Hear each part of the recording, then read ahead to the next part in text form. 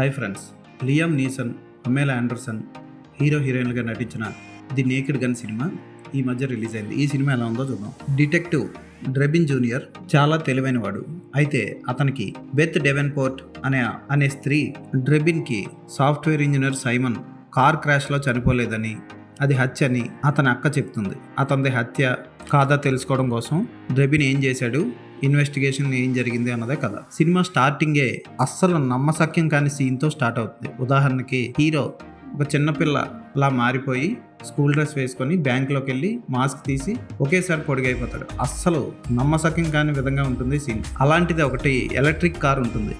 ఆ కార్లో ఆటోమేటిక్గా డ్రైవ్ చేసుకుంటూ పోతూ ఉంటాడు. ఆ సీన్ కూడా అలాగే ఉంటుంది. సినిమాలో హీరో హీరోయిన్కి మధ్య రొమాంటిక్ సీన్ కొంచెం 5 నిమిషాల పాటు నాన్ స్టాప్గా ఉంటుంది. ఎక్కడ అసభ్యకర సన్నివేశాలు లేవు, కానీ ఆ సీన్లు ఆ ఏజ్లో వాళ్ళిద్దరికీ అవసరం అనిపిస్తుంది మనకి. పెద్దగా గొప్పగా చెప్పుకోదగ్గ సన్నివేశాలు కానీ, వావ్ అనిపించే అద్భుతమైన ఫోటోగ్రఫీ కానీ, బ్యాక్గ్రౌండ్ మ్యూజిక్ కానీ లేదు ఈ సినిమాలో. అకివా స్కాఫర్ దర్శకత్వం పర్వాలేదు అనిపిస్తుంది, కానీ సూపర్ సినిమా ఇది అన్న ఫీలింగ్ అయితే కలగదు.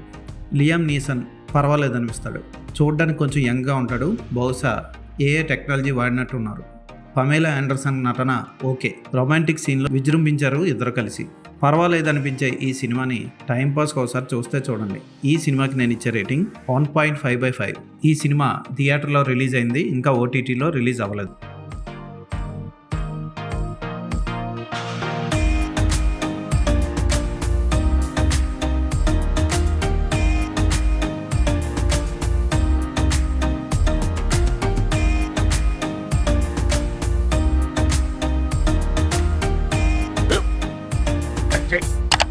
స్కూల్ బెంచ్ లో ఎంత గట్టిగా ఉందరా?